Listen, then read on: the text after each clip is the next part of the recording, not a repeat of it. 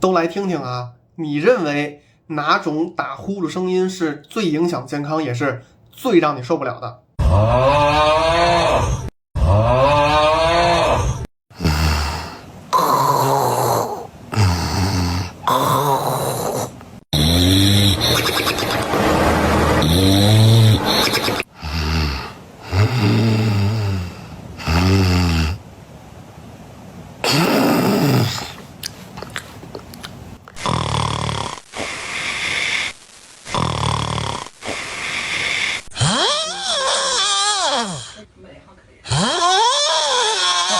怎么样？你觉得是这6种中的哪一种？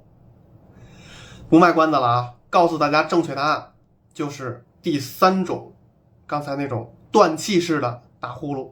其实这种打呼噜是一种病态的打呼噜，有个医学名词叫睡眠呼吸暂停低通气综合征。我们要知道，打呼噜是因为我们的气道有狭窄或者堵塞，对不对？导致气流通过狭窄的气道的时候产生的软腭的震动。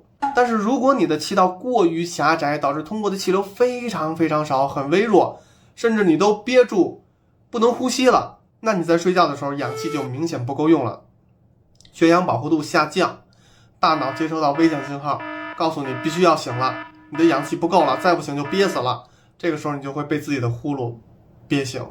所以有睡眠呼吸暂停低通气综合征的人，具体的表现是什么呢？就是打鼾，然后憋气，憋醒，醒来后嘴巴干，头晕，然后头痛。晚上睡觉总是这种缺氧的状态，虽然你能睡着，但是睡眠质量会大大下降，造成你白天没有精神，感觉非常非常累，反应也迟钝，记性会变差，容易发脾气，易躁易怒。当然它不仅仅有这些危害，它更大的危害在于什么呢？长期睡眠呼吸暂停会导致高血压、冠心病和房颤等等一堆心血管疾病风险增加。所以如果你或者你身边的人有这样打呼噜的，一定要带他去医院看看。到医院一般都有睡眠门诊，可以做睡眠呼吸的监测，让医生帮你判断到底需不需要治疗，以及怎么治疗。比如用呼吸机来治疗睡眠呼吸暂停，用口腔矫治器来纠正气道狭窄。当然你平时也可以通过减肥缓解咽部脂肪的堆积程度，用侧睡缓解平躺时因舌根后坠而造成的呼吸道堵塞等等这些措施来预防这种打呼噜。